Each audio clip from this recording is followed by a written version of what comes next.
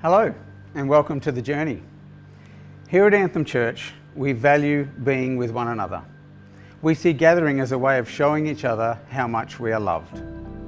Our groups and services are not religious obligations, but an expression of our love for Jesus and His church. We are not meant to live as isolated individuals. When He brings us nearer to Him, He brings us nearer to each other. When I was a young boy, my grandfather had a sheep farm that I used to visit on school holidays. When we would walk to the sheep farm, my grandfather would have to say one word, and no matter where the sheep were, where they were scattered, they would run to the fence where he was, because they knew wherever he was, that's where the good stuff was. And then in one big flock, they would follow him along the fence line without him saying another word. Likewise, when we are called to faith in Jesus, He calls us together not only to Himself, but inevitably that causes us to draw nearer to each other.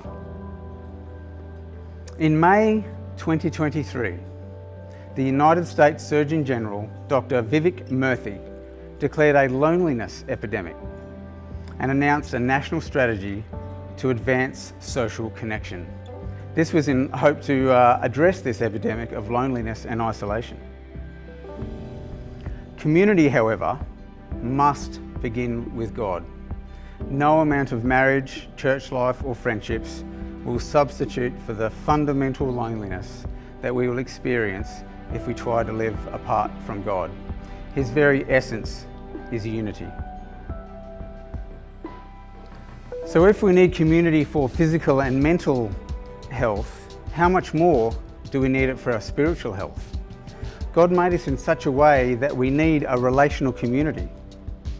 We need it to thrive physically, mentally, and spiritually. This is why He said in Genesis 2:18 that it is not good that man should be alone, and made a companion and helper for the first man, Adam.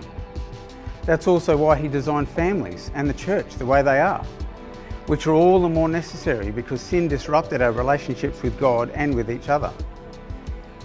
In His earthly life, Jesus sought out friends and built relationships, and then relied on those friends and relationships in His darkest times.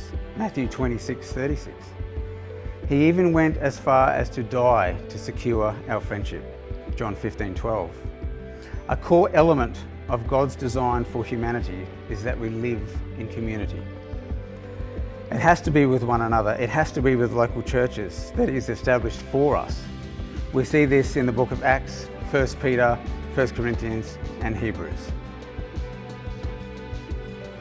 As a large part of the Christian faith, it is that we live forever in a perfect heavenly community. Salvation, the church, heaven, they're all God's plans, and they result in our physical, mental, and spiritual, and ultimately eternal health.